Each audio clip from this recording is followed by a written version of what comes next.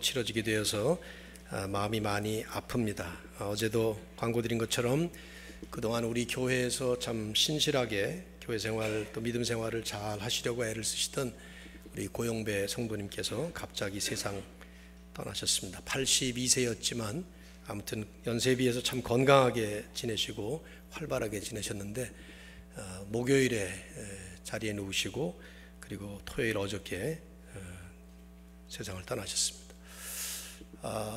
이제 그분이 참 재미있으셨어요. 제가 두고두고 잊을 수가 없을 것 같은 생각이 드는데 처음 우리 교회 나오셨을 때 좀 특이한 말씀을 하셨습니다. 저보고 묻지도 않은데 그렇게 말씀을 하셨거든요. 저는 80세까지만 교회 다닐랍니다. 그래요. 그래서 조금 이상해서 왜 그러세요? 그랬더니 그 이상 나오면 젊은이들이 늙은이가 교회 나온다고 흉봐요. 그러시더라고요. 그러니까 믿음이 아직 시작생활 생활하신 지가 얼마 안 되셨기 때문에 그런 생각을 하신 것 같아요. 그러더니 80살이 되셨을 때 그 집을 옮기셔서 제가 이사 신방을 갔더니 목사님 제가 올해 80살이 되긴 했는데 조금만 더 다닐게요 그러셔요. 그러면서 제가 목사님이 너무 좋아서 목사님 은퇴할 때까지만 다니려고 그럽니다. 그러시더라고요. 그래서 제가 그러시면 안 되고 주님이 부르시는 날까지 신실하게 믿음 생활 잘 하셔야 됩니다. 그렇게 이제 권면해 드렸는데 정말 그 말처럼 그렇게 가셨습니다. 지난주 수요 예배까지 교회에 나오셨었는데 목요일에 갑자기 누우시고 이틀 만에 떠나셨으니까요. 장기 기증까지 하시고 가셨습니다. 오랜 투병을 하다가 세상을 떠나든 아니면 갑자기 이렇게 세상을 떠나시게 되든 죽음이라고 하는 문제 앞에서는 우리 모두가 다 참 인생을 다시 한번 돌아보게 되고 또 숙연해지게 되는 것이 정상적인 반응이라고 생각합니다. 제가 생각할 때에 복음을 바로 받아들이고 예수님을 바로 믿게 된 그리스도인들이라고 하면 중요한 고민거리가 하나 있다고 생각하는데요. 그것은 성경적인 진리와 현실적인 삶의 조화 문제라고 생각돼요.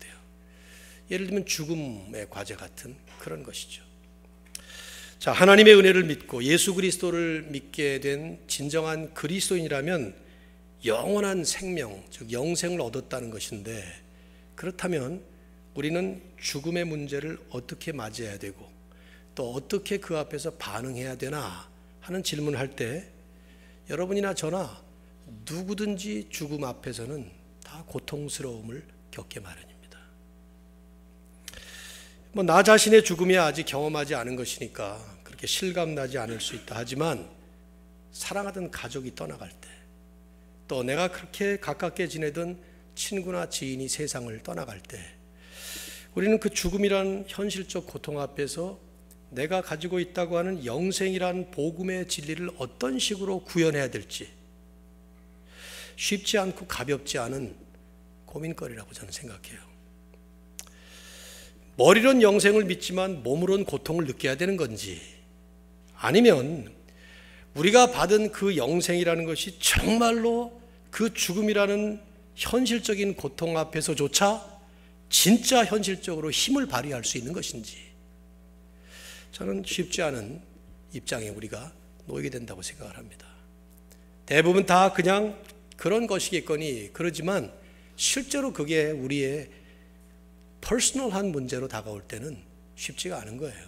저는 이 죽음의 문제를 처음 현실로 경험했던 때를 잊어버릴 수가 없습니다.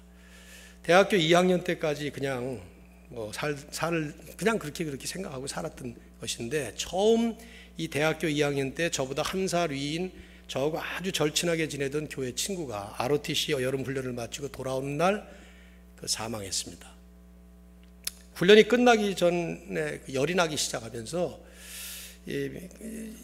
퇴소해야 되나 그러다가 며칠 안 남은 훈련을 포기하면 졸업을 연기해야 되기 때문에 이 친구가 그냥 버티고 참았어요. 그러다 훈련을 다 마치고 돌아오는 길에 기차 안에서 고열이 올라가지고 즉시 병원으로 한남대학교 병원으로 후송했지만 이미 늦고 말았습니다. 제가 병원에 도착했을 때는 벌써 숨을 거둔 뒤였습니다. 저는 그날을 잊어버릴 수가 없어요. 그 친구 돌아온다고 우리 친구들이 주일날 파티를 해주겠다고 그러는데 갑자기 교회로 전화가 오면서 제 생에 가장 처음으로 겪는 가장 큰 충격적인 경험이었어요. 늘 함께 지냈고 정말 인생 설계도 하고 꿈도 나누고 뭐 그 나이가 그런 때 아닙니까? 저는 남자 형제가 없었기 때문에 하루가 멀다 하고 만나서 같이 밥도 먹고 잠도 자고 그렇게 친하게 지내던 그 중마고우가 갑자기 어느 날 21살의 젊은 나이에 제 곁에서 떠나버린 거예요. 저는 그때 예수님을 이미 믿었기 때문에 제 안에 분명한 구원의 확신, 그 영생의 확신이 분명히 있었고 또 이미 주님을 위해서 평생 헌신하며 살겠다고 다짐하고 결심하고 그러고 살던 때였기 때문에 처음으로 이 죽음이라는 게 뭐냐, 내가 영생을 가졌다는데 이 앞에서 그 영생이라는 게 과연 어떤 것이냐, 이 현실로 한 번도 심각하게 경험해 보지 못한 그런 진짜 프랙티컬한 문제에 부딪히게 되는 것이죠.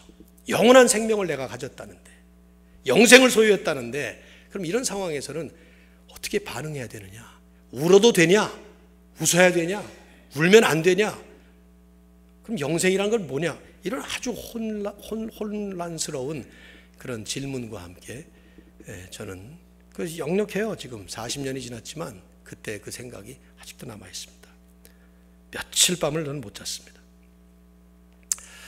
저는 오늘 본문 스토리의 핵심 주제, 중심 주제가 바로 그런 것을 다루고 있다고 생각합니다. 이 스토리의 소재는 죽은 나사로를 다시 부활시키는 예수님의 부활 이적이지만 주제는 질병 혹은 죽음 혹은 그와 유사한 이 땅에서 우리가 겪는 각종 그 현실적인 고통 앞에서, 그 문제 앞에서 예수 그리스도를 믿기 때문에 얻는다는 그 영생이라는 것이 과연 어떻게 반응하고 또 여기에 연결되고 어떤 식으로 드러나고 또 드러나야 하는가 하는 데 대한 성경적인 인사이트를 우리에게 주고자 하는 것이죠. 여러분, 이제 이 이적에 대한 사실 요한복음 안에서의 그 개념을 조금 정리할 필요가 있어요. 예수님께서 죽은 사람을 다시 살리시는 그 부활 이적을 3번 하셨죠. 나인성이라고 하는 그 성에 불쌍한 과부의 아들이 죽었을 때 살리셨습니다. 또 회당장 야이로라는 사람의 그 딸을 살리셨고, 여기 이제 나사로를 살리시는 것까지 이렇게 3번 있는데, 뭐 예수님이 딱 3번만 하셨는지 아니면 그 3번만 기록된 것인지 우리는 알 수 없지만 어쨌든 그 3번의 부활 이적 가운데는 이 나사로의 부활 이적이 가장 상세하고 가장 적나라하고 가장 드라마틱합니다. 아주 드라마틱해요. 사복음서 가운데 요한만 이 나사로의 부활 이적을 적고 있기 때문에 이것을 요한복음의 특징적 스토리라고 그렇게 우리가 얘기할 수 있어요. 또 요한이 총 7가지 많은 이적들 가운데 예수님의 이적을 7가지만 뽑아서 특별히 선별해서 기록을 합니다. 그 7이라는 완전 숫자 때문에 그런 것 같기도 해요. 근데 그 7가지 중에서 마지막 이적이에요, 이것이. 그리고 이 이적 때문에 결국 예수님은 이제 공회원들의 미움을 사서 저 예수를 죽여야 된다. 그래서 죽이기로 완전히 결정을 내리는 그런 결정적 계기가 된 일이죠. 우리가 이제 이 말씀을 잠깐 배경을 좀 한번 우선 살펴봐야 되는데, 이 요한복음 10장까지 오는 동안 1장부터 10장을 쭉 보면 요한은 많이 적지 않았지만 수많은 예수님의 그 이적들을 보면서 사람들의 마음에 의혹이 일어났습니다.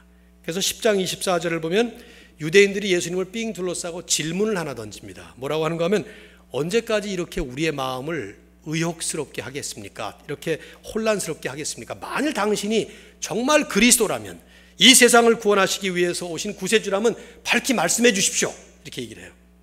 그러니까 예수님이 뭐라고 대답을 하시는가 하면 25절에, 10장 25절에 내가 이미 너희들에게 그렇게 말했는데도 너희가 내 양이 아니기 때문에 믿지 않는 것이다. 그러면서 내 양은 내 음성을 알아듣고 또 나를 따르느니라. 내가 그들에게 그래서 영생을 주고 그들은 절대로 멸망하지 않는다. 영원히 멸망하지 않는다. 네, 대답하십시오. 네. 그러면서 아무도 내 아버지의 손에서 뺏을 자가 없느니라. 왜냐하면 아버지와 나는 하나이기 때문이다. 그 당신의 신성을 주장을 하시죠. 하나님 되심을. 그때 그 말을 듣고 유대인들이 돌로 쳐서 죽이려고 합니다. 그래서 예수님은 조용히 그 자리를 피해서 요단강을 건너서 넘어가셔요.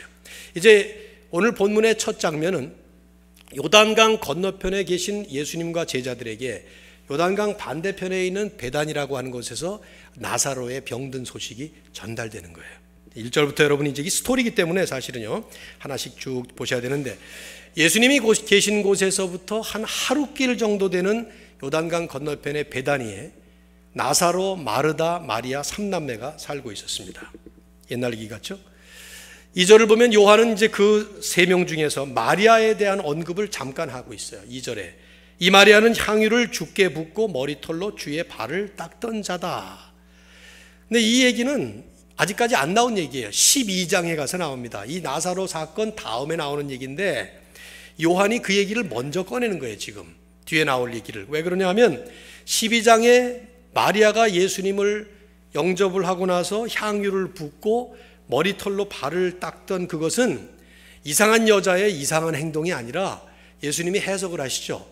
이 자매가 나의 장례를 준비한 것이다. 즉 예수님의 죽으심을, 장례식을 준비하는 일종의 그 예표적인 사건이었다는 거예요. 지금 요한은 나사로가 죽고 다시 살아나는 이 일이 궁극적으로 예수님의 죽으심과 또 더 나아가서 부활을 예표적으로 보여주는 사건이라는 걸 얘기하는 거예요. 마치 내레이터가 스토리를 전개하기 전에 먼저 이 얘기 좀 잘 알고 들어야 된다 하는 식으로다가 2절에 그 얘기를 한 것이죠. 그러니까 궁극적으로 이것은 결국 예수님의 죽으심과 십자가 죽으심과 부활을 예고하는 그런 사건이라고 볼 수 있어요. 자, 3절을 보면 이 누이들이 마리아와 마르다가 사람을 보내왔어요. 그리고 알려줍니다. 주여 보시옵소서, 당신이 사랑하시는 자가 병들었나이다. 병명을 얘기하고 있지는 않지만은 곧 나사로가 죽게 되는 걸 볼 때 심각한 병이었든지 어떤 병이 심각한 상태였든지 그랬을 거예요. 특이한 점은 우선 나사로를 가리켜서 사랑하시는 자, the one you love 이렇게 표현한 거예요. 주님이 사랑하시는 그 자, 그 사람이 병들었다 이렇게. 이 복음서 어디서도 볼 수 없는 표현입니다. 즉 주님은 나사로를 아주 특별히 다른 사람들보다 아주 차이가 날 정도로 그렇게 사랑하셨던 거죠. 사실은 나사로뿐만 아니라 오늘 본문을 자세히 보시면요 5절에 이 3남매 전체가 다 주님의 사랑을 특별히 받은 사람들이었어요. 아주 깊은 관계를 가지고. 그래서 누가복음 10장에도 보면 예수님이 아마 종종 이 집을 들려서 식사도 잡수시고 잠도 주무시고 그랬던 것 같아요. 그만큼 사랑했던 그런 사람들이죠. 물론 주님은 복음서를 보면 모든 사람을 다 사랑하셨어요. 세리, 매춘부 할 것 없이 아주 혐오스러운 그런 죄인들까지 전부 품어주셨는데 그래도 그 중에 특별한 사랑으로 대했던 분이 바로 나사로였는데, 자 질문해 보시죠. 왜 그랬을까요? 왜 나사로와 마르다와 마리아는 이렇게 특별히 사랑을 받았을까요? 네, 모릅니다. 왜 그런지 저도 모르고 여러분도 몰라요. 왜냐하면 성경에 안 나오니까. 근데 분명한 사실은 그런 사람들이 있었다는 거죠. 천국 가서 우리가 질문해야 될 Q&A를 할 때 이제 올라가서 많이 질문해야 되잖아요. 질문하면 답하시고 질문하면 답하시고 그럴 거거든요. 보나마나 우리 질문이 엄청 많잖아요. 뭐 전화할 때는 엄청 많아요. 그 중에 하나예요. 왜 이렇게 편애하셨습니까? 그렇게 할 것 같은데 우선 알게 되는 것은 성경 안에 이런 사람들이 종종 나와요. 하나님의 특별한 사랑을 받은 사람. 그런가 하면 정반대로 하나님을 정말 화나게 만든 사람도 있어요. 열왕기하 21장 15절을 보면 읽다 보면 이 성경 통독하다 보면 이 사람이 자꾸 걸려요. 므낫세 왕인데 므낫세는 여호와의 노를 격발시킨 사람이더라. 그러니까 쉬운 말로 표현하면 하나님을 아주 성질나게 만든 그런 사람이 므낫세였단 말이지.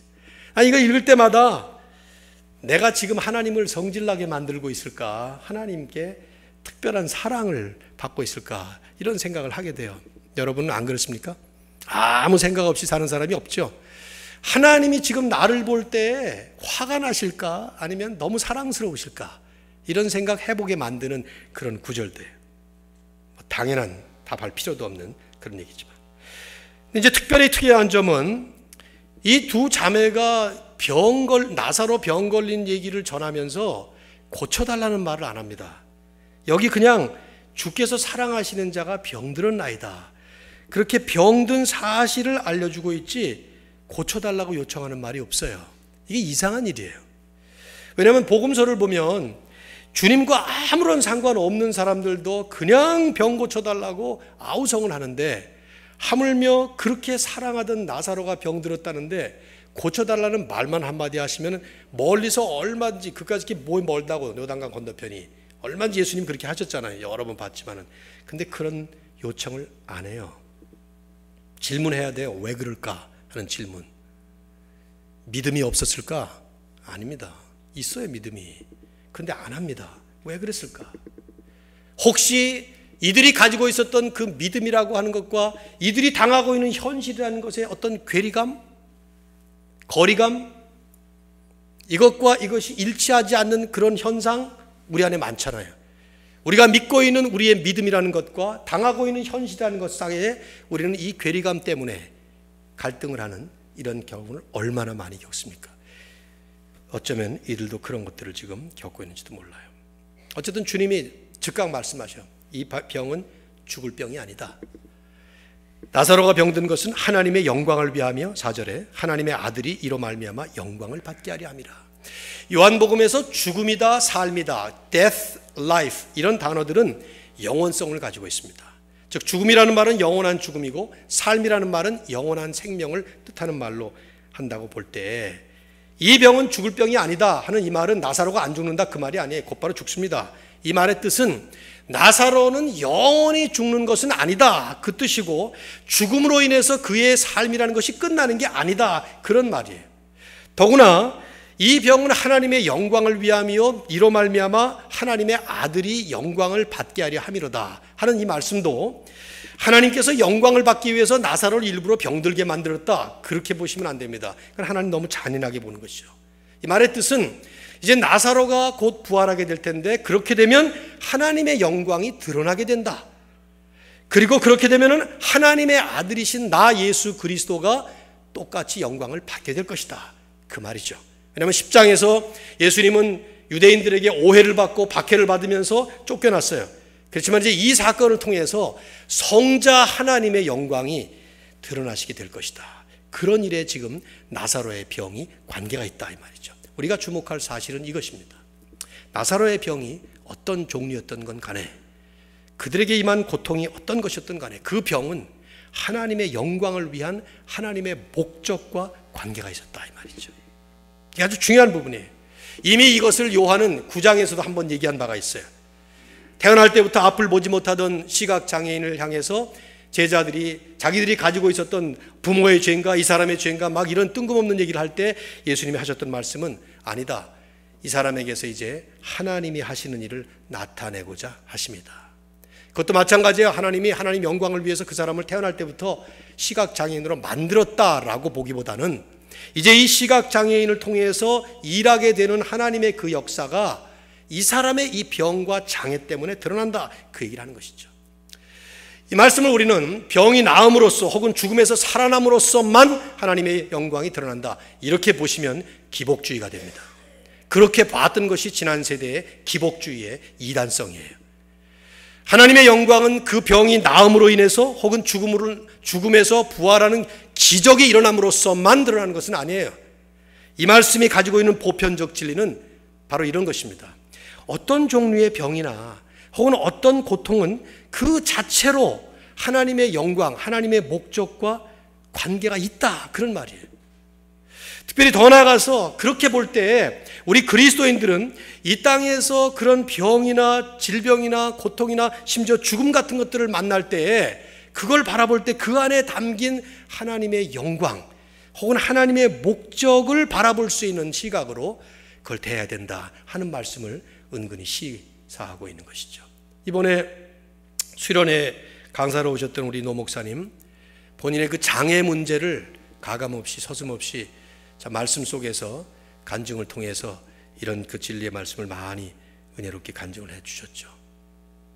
여러분, 우리가 그리스도인으로서 이 땅에서 영생을 소유하고 살아간다고 하는 것이 무슨 의미인가?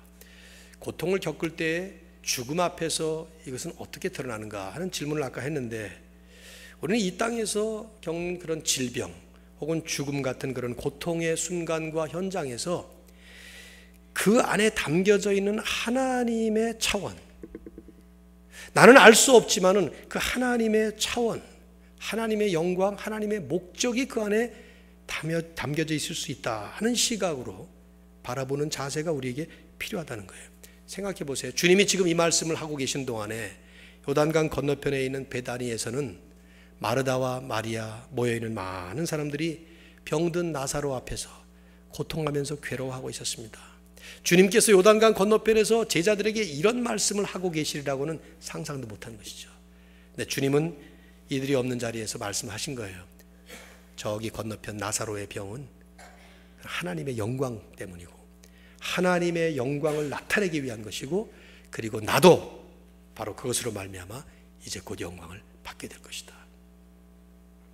그걸 이제 건너가서 말씀을 하실 판이죠. 근데 주님이 조금 이상한 일을 하십니다. 그 얘기를 듣고 곧바로 움직이신 게 아니라 이틀을 머무셔요. 5절과 6절을 보시면 이틀을 더 지체하셨습니다. 자, 왜 예수님이 나사로 병든 얘기를 듣고 이틀씩이나 그냥 머뭇거리고 계셨을까? 어떤 학자들은 나사로가 일부러 죽기를 기다리신 것이다. 그래서 이제 살리려고, 일리는 있지만 조금 잔인하게 느껴지지 않으세요? 그래서 지금 병들어서 막 죽어가는데 그 순간을 예수님이 빨리 쫙 가지 않으시고, 아니면 그 자리에서 고치시지 않고 아직 안 죽네 막 이렇게 기다리고 계신다는 상상만 해봐도 전 예수님이 좀 정 떨어져요. 그런 예수님이라면 그건 분명히 아니에요. 하나님을 우리가 그렇게 이해하면 오해하는 것이죠. 왜냐하면요, 이제 조금 있으면 예수님께서 건너가시고 마르다를 만났을 때 마르다는 뭐라고 예수님께 말씀을 하는가 하면은 나사로가 죽은 지 나흘이 됐습니다. 사일이 됐습니다. 그렇게 말할 판이죠. 이걸 시간으로 계산해 보면 이 사람들이 마리아와 마르다의 집에서 이 소식을 가지고 예수님까지 오는데 한 하루가 걸렸습니다. 그리고 예수님이 이틀을 지나시고 그 다음에 그 이틀 뒤에 오시는데 하루가 걸린 거예요. 그러니까 꼬박 4일이 걸린 거죠. 그러니까 지금부터 총 나흘 후에 예수님께서 무덤 앞에 서시게 되는데, 그때 나사로는 죽은 지 벌써 4일이 된 거예요. 즉 이게 무슨 말이냐면은 주님께 이 소식이 전달됐을 때 이미 나사로는 죽었던 것입니다. 그러니까 이 전령들이 자기 집을 떠날 때 이미 나사로는 사망을 한 것이죠. 그러나 이 사람들은 알지 못하고 계속 가서 예수님께 전한 거예요. 예수님은 그런 나사로를 이제 곧바로 살리시기 위해서 그 살리시는 부활 이적의 의미를 어떤 면에서 훨씬 더 부각시키고 강화시키기 위해서 이틀을 기다리신 거예요. 좀 이따 설명을 더 드릴게요. 자, 6절과 7절 사이는 이틀이 지난 것입니다. 7절을 보시면은 이틀 후에 주님이 이제 말씀하셔요. 유대로 다시 가자 말씀합니다. 그래서 제자들이 깜짝 놀라며 말씀을 드려요. 아니, 방금 유대인들이 지금 돌로 치려 했는데 거길 또 가신다고요? 그럼 죽는다 이 말이죠. 그러니까 예수님이 수수께끼 같은 말씀을 몇 말씀 하시는데, 우선 9절과 10절을 보시면 낮이 12시간이 아니냐, 사람이 낮에 다니면 이 세상에 빛을 범으로 실족하지 아니하고 밤에 다니면 빛이 그 사람 안에 없는 거로 실족하느니라. 이게 무슨 말이냐면, 그 당시에 로마나 유대는 태양이 떠 있는 시간 12시간을 일하는 시간으로 계산을 하고 나머지 12시간은 그냥 밤이 된다고 생각을 해서 빛이 없으니까 일 못한다고 생각해서 그냥 그렇게 하루를 12로 이렇게 둘로 나눈 것입니다. 12시간 12시간. 지금 예수님이 하시는 말씀은 그 뜻이에요. 내가 곧 세상의 빛이기 때문에 마치 태양빛이 있을 때 우리가 넘어지거나 다치지 않는 것처럼 내가 빛이니까 나와 함께 가면 아무 문제 없다, 안전하다, 그러니까 안심하고 건너가자, 제자들을 지금 위안하느라고 하는 말씀인데 이걸 이렇게 애매모호하게 하신 거예요. 왜 그러셨을까? 제자들은 분명히 못 알아들었죠. 이 얘기가 무슨 말인지. 여기 못 알아듣는 게 한두 가지가 아니에요. 제자들이 헛소리 하는 게 말이죠. 나중에 이제 이 모든 사건이 끝나고 요한복음이 기록이 돼서 요한복음을 읽을 때쯤에는 내가 곧 세상의 빛이다 하는 얘기가 무슨 얘기인지 그때 가서 이제 나중에 생각을 하는 거죠. 근데 진짜 중요한 수수께끼는 그 다음 말씀이에요. 11절. 나사로가 잠들었도다. 그러나 내가 깨우러 가노라. 무슨 말이에요? 방금 이제 가서 곧 나사로를 죽음에서 부활시킨다 그 말이죠. 죽음을 잠에 비유하신 것이에요. 그러나 제자들은 이해를 하지 못합니다. 그래서 반문합니다. 주여, 잠들었으면 낫겠나이다. 그러니까 예수님이 다시 나사로가 죽었느니라 그렇게 말씀을 하죠. 가보시지도 않고 이틀 뒤에 나사로가 죽었다고 말씀하실 때에는 이틀 전에 그 소식을 들었을 때도 예수님은 이미 나사로가 죽은 걸 알고 계셨던 거죠. 훗날 주님께서 십자가 죽으심 그 다음에 부활하신 다음에 제자들의 뇌리에 이 표현이 얼마나 역력하게 새겨졌을까 하는 것을 우리는 생각해 볼 필요가 있어요.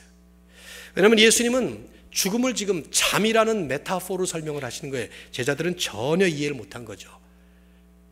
나중에 나사로를 살리시고 그보다 더한 예수님이 다시 부활하시고 그런 다음에 제자들의 마음에는, 제자들의 머릿속에는 죽음이 뭐냐 할 때 지금 이 말씀이 역력하게 되살아났을 거예요. 지금 주님은 아주 평이롭고 단순한 말씀으로 죽음의 신학을 설명하고 있는 것입니다. 그리스도인들에게 있어서 죽음이라는 것이 뭐냐? 성경에 질문하면 성경은 간단하게 대답을 할 겁니다. 비유 한 가지로. 그건 잠이다. 왜 잠이라고 표현합니까? 부활하면 다시 깨어날 것이기 때문에. 즉 나사로의 지금 이 죽음은 궁극적으로 나사로를 정복한 게 아니라 이 말이에요. 죽음이 끝이 아니라 이 말이에요. 세상 사람들이 생각하는 것처럼 죽음이 그렇게 절망적인 게 아니라 이 말이에요. 그래서 지금 이 말씀하신 거예요. 주님께서 이제 나사로를 부활시키면 그냥 한숨 자고 금방 깨어난 것처럼 쉽게 일어나는, 그게 바로 죽음이다 하는 얘기를 하는 것이죠. 좀 있다가 주님도 십자가에 죽으실 거예요. 그러나 더 마찬가지죠. 간단하게 부활하심으로 인해서 죽음은 바로 그런 거다.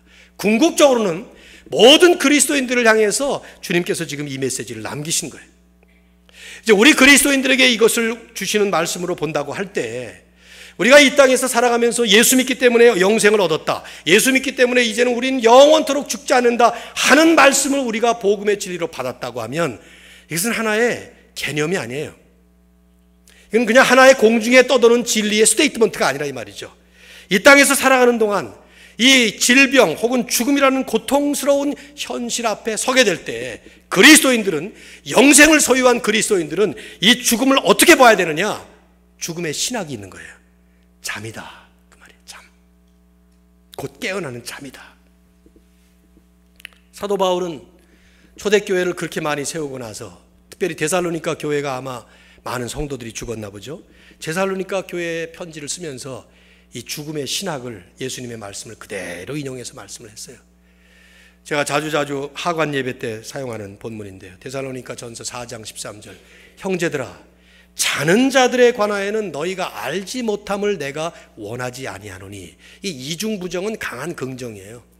자는 자들에 관해서 꼭 알았으면 좋겠는데 이는 소망 없는 다른이와 같이 슬퍼하지 않게 하려 함이라. 세상 사람들은 죽음 앞에 슬퍼할 수밖에 없죠.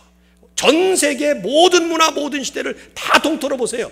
죽음 그러면 곡하는 것입니다. 유대인도 그랬고 우리도 그래요. 우리도 첫날 초우라고 그러죠. 첫날 우는 거예요. 둘째 날 제우, 셋째 날 사무, 그것도 모자라서 30일 동안 울고 3년 동안 울고 계속 통곡하는 것입니다. 눈물이 마르고 목소리가 쉬면은 할 수가 없으니까 전문가들을 고용해서, 유대인들도 마찬가지예요. 아무리 가난한 사람도 두 사람의 피리 부는 사람과 전문적인 곡하는 사람을 고용을 해서 곡을 하는 거예요. 그게 전부예요. 왜냐하면 죽음은 소망을 깨뜨려 버리기 때문에, 죽음은 절망이기 때문에, 죽으면 끝이에요. 더 이상 아무것도 없단 말이죠. 그게 세상 사람들이 믿는 죽음의 신학이에요. 근데 그리스도인들은 죽음은 잠이다. 그래서 자는 자들에 관하여 너희가 꼭 알지 못하기를 원치 않으니, 그러면서 소망 없는 그런 다른 이들과 같이 슬퍼하지 않게 하려 함이라. 그럼 사도 바울은 덧붙입니다. 우리가 예수께서 죽으셨다가 다시 살아나심을 믿을진대. 이제 아직 예수님은 이 일을 겪지 않으셨지만 나중에 사도 바울은 나사로의 죽음과 부활을 일으키신 그 주님이 죽으심과 부활을 통해서 우리가 이런 부활 신앙을 분명히 가지고 있다면은 예수께서 죽으셨다가 다시 살아나심을 믿을진대, 이와 같이 예수 안에서 자는 자들도 하나님이 그 주님과 함께 데리고 오시리라. 죽음은 잠깐 누웠다가 깨어나는 잠과 같은 것이다. 우리가 죽음을 대할 때 그 죽음을 바라보는 우리들의 신학적 관점은 그렇게 볼 수 있어야 된다 하는 말씀을 하는 것이죠. 제가 어렸을 때, 학생 때, 중학교, 고등학교 때 이제 공부를 밤늦게까지 하고 있으면, 전 공부 참 열심히 했어요. 뭐 머리가 좋지 않아서 열심히 해야만 따라갈 수 있었으니까, 그래서 아주 밤늦게까지 뭐 새벽 1시고 2시고 열심히 공부를 했는데, 어머님은 언제나 똑같은, 뭐 매일 밤 똑같은 얘기를 하셨어요. 아직도 안 자냐? 이제 그만 자야지. 그럼 저는 또 똑같은 대답을 했어요. 네, 어머니 먼저 주무세요. 저도 곧 잘게요. 그리고 내일 아침에 뵐게요. 그랬습니다. 그리고 그 얘기를 마지막 작년 7월 16일에 어머님 장례식 때 했습니다. 관에 누워 계신 어머님을 보면서 눈을 감고 저는 그 인사를 혼자서 드렸습니다. 어머님 먼저 주무세요. 저도 곧 잘게요. 그리고 천국에서 봬요.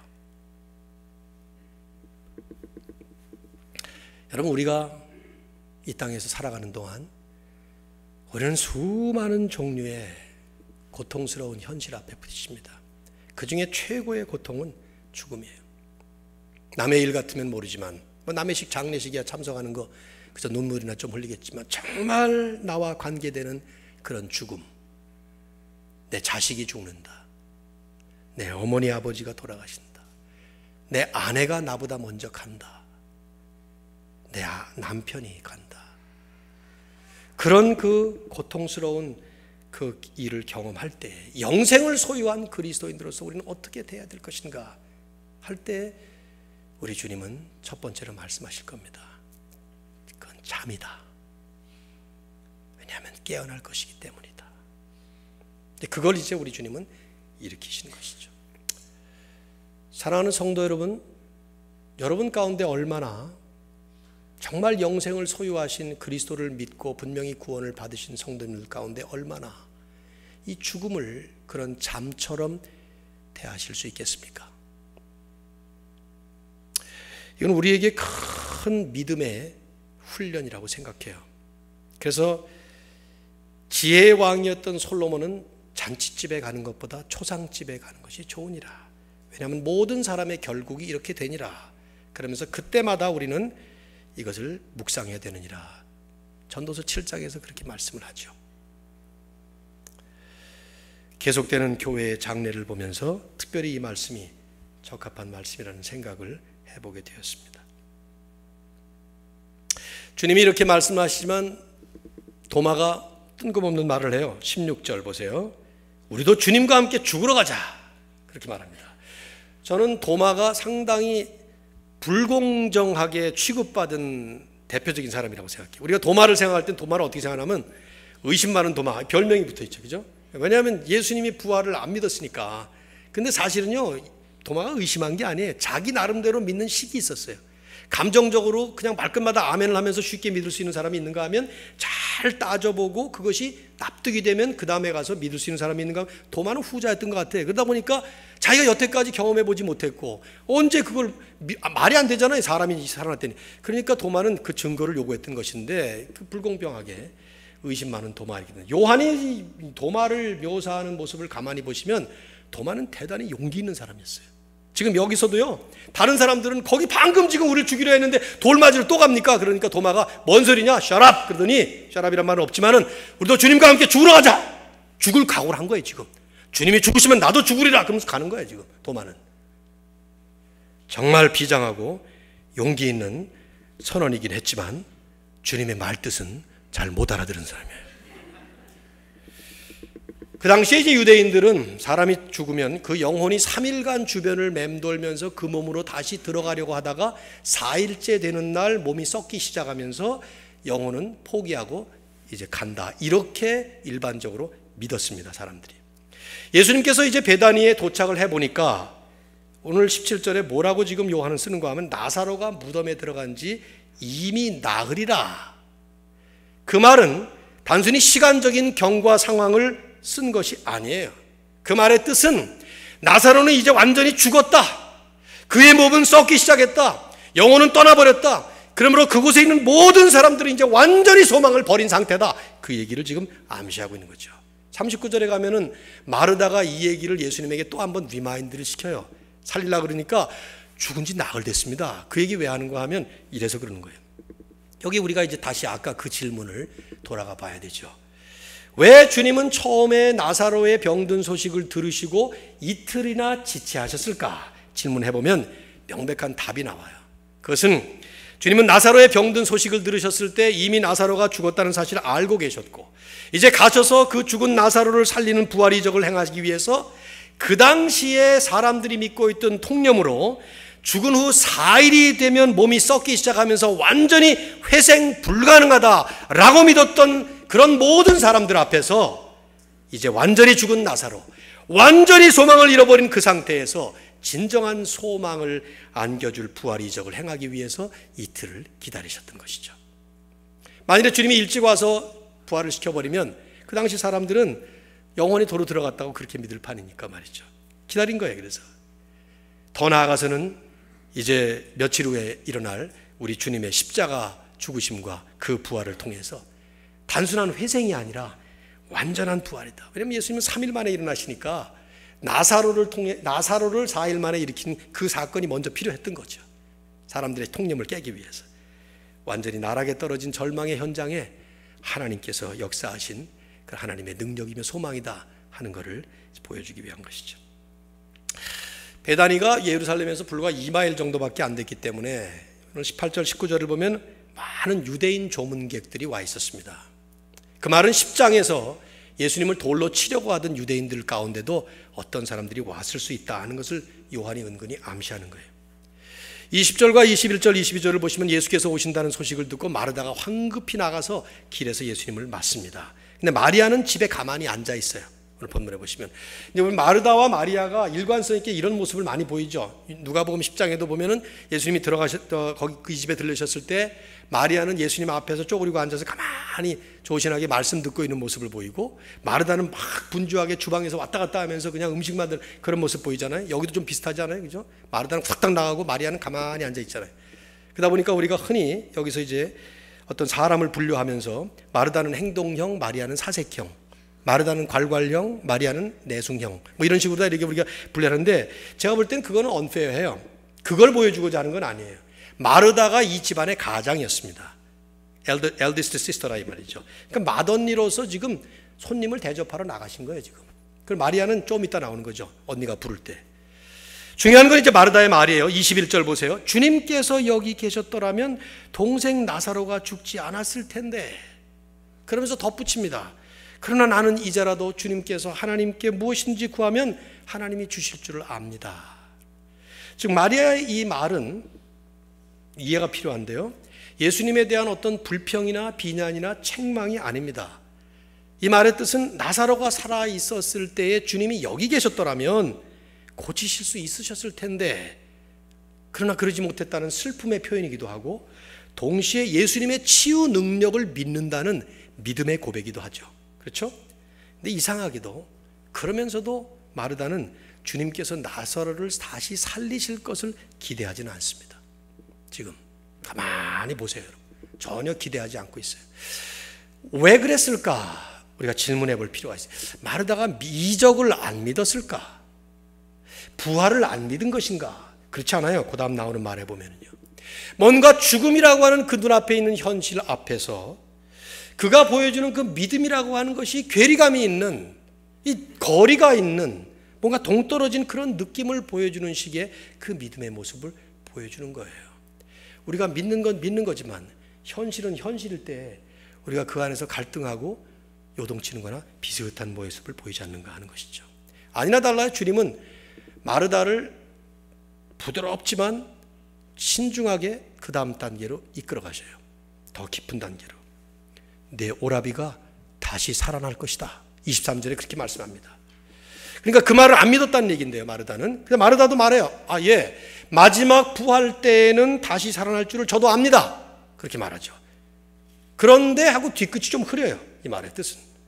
지금 마르다는 마지막 때에 일어날 그 모든 그리스도인들의 보편적 부활을 믿은 겁니다. 그 당시에 종교 그룹들은 사두개파와 바리새파가 있었는데, 사두개파는 부활을 안 믿었습니다. 바리새파들은 부활을 믿었습니다. 마르다는 그쪽이었어요.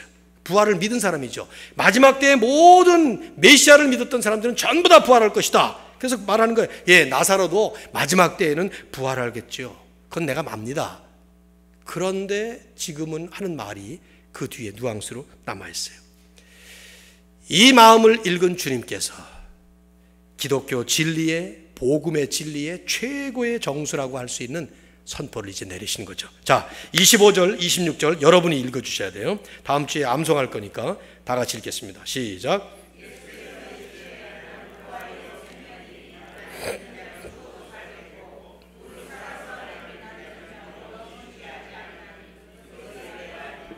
네, 잘 읽어주셨는데 예수님이 어떻게 말씀을 하셨을까 상상이 되시네요.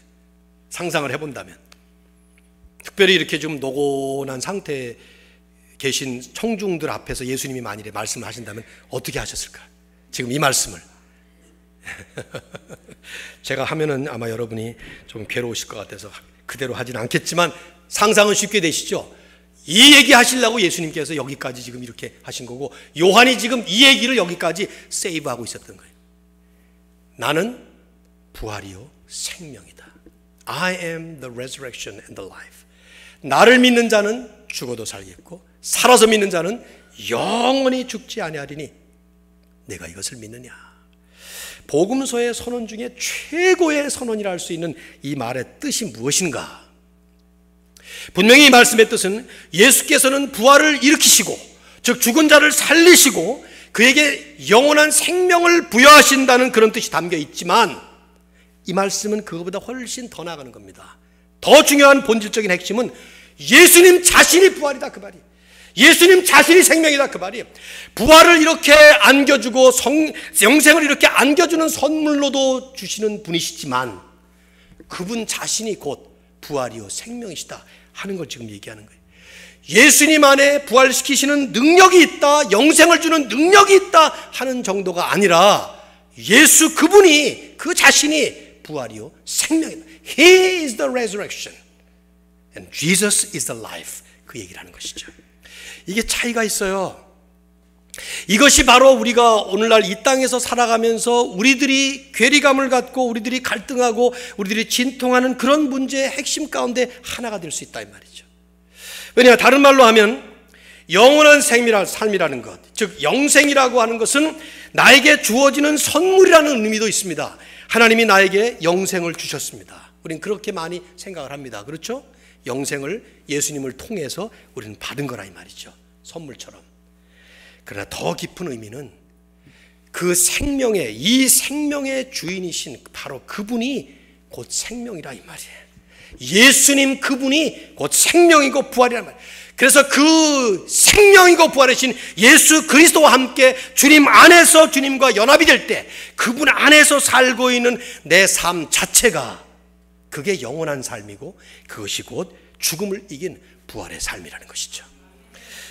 여러분, 예수 안에 사는 사람이 당장의 지금 현재 현실로 누리고 있는 삶 자체가 영생이라는 사실을 기억하는 것이 얼마나 중요한지 몰라요.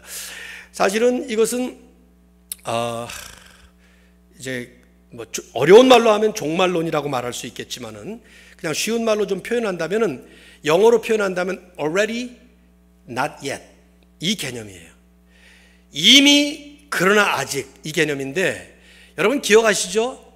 천국이 여기 있다 저기 있다 그렇게 말하지 말고, 왜냐하면 이미 너희 안에 있느니라 그런 말씀하신 것은 already, 예수 그리스도를 믿는 사람에게는 그 천국이 이미 우리에게 온 거예요. 우리는 보통 천국 간다, 그래서 어떤 교회에서는 천국 환송 예배라는 말을 안 씁니다. 천국은 가는 곳이 아니라 이미 왔는데 무슨 또 가냐 이 말을 쓰거든요. 그러나 저는 이제 그 다음 단계, already 우리 안에 이미 천국이 왔어요. 영생이 왔어요. 예수 그리스도를 믿기 때문에 우리는 이미 영생을 가졌습니다.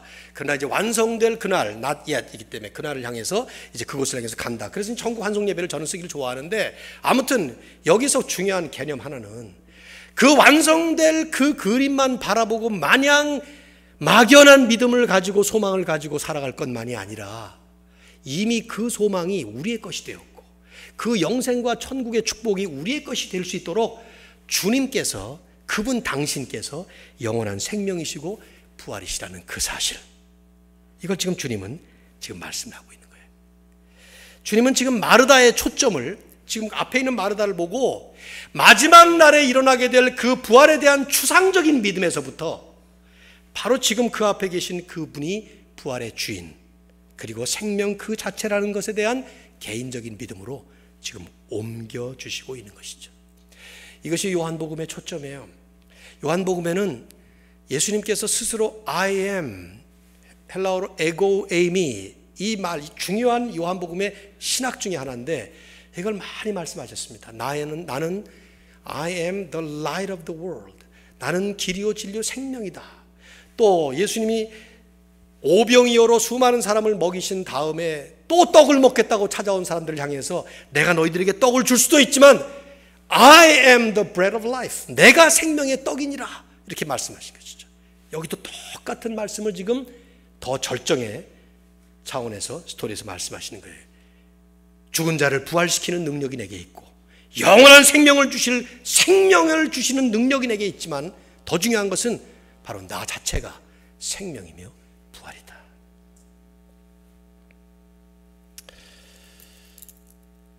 이미 눈치채셨겠지만 다음 주에 이 말씀을 계속 두 번째로 할 것입니다. 뭐 시간이 다 갔잖아요 벌써.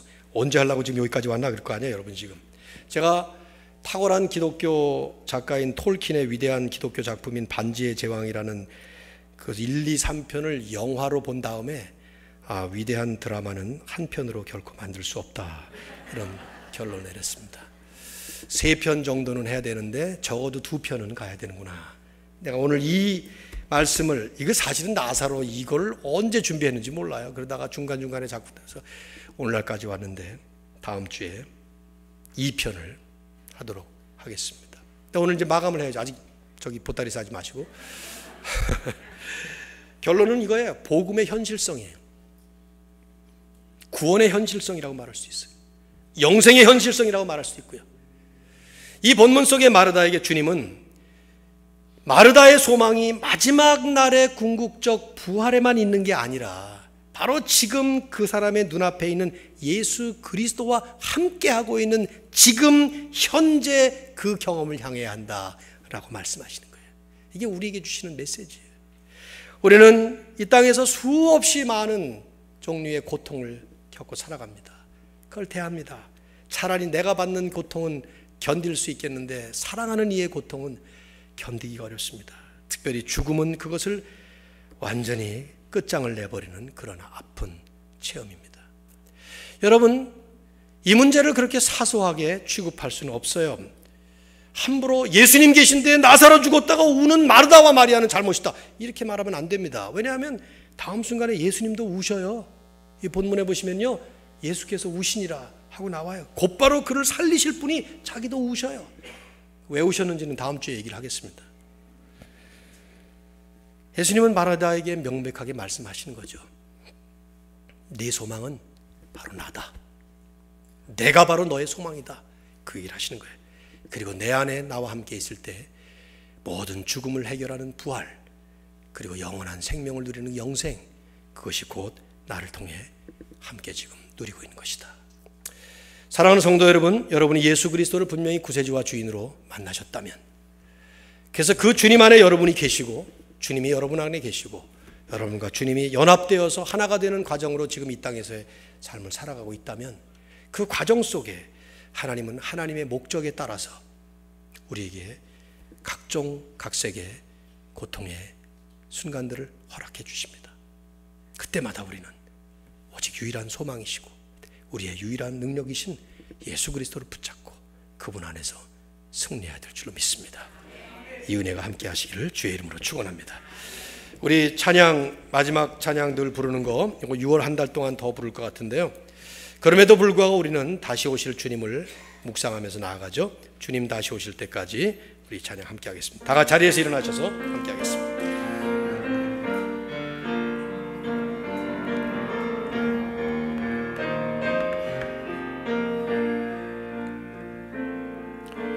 주님 다시 오실 때까지 나는 이 길을 가리라.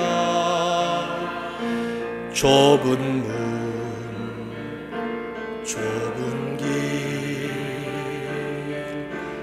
나의 십자가 지고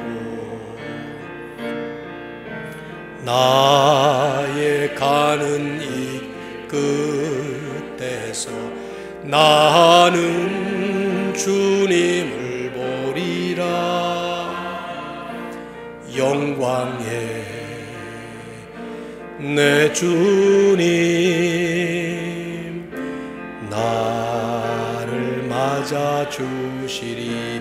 우리 두 손 들고 할까요? 주님 다시 오실 때까지 나는 일어나 달려가리라. 주의 영광 온 땅 덮을 때 나는 일어나 노래하리. 내 사모하는 주님 영광 구주시라. 내 사모하는 주님 영광의 왕이시라. 영광의 왕이시라.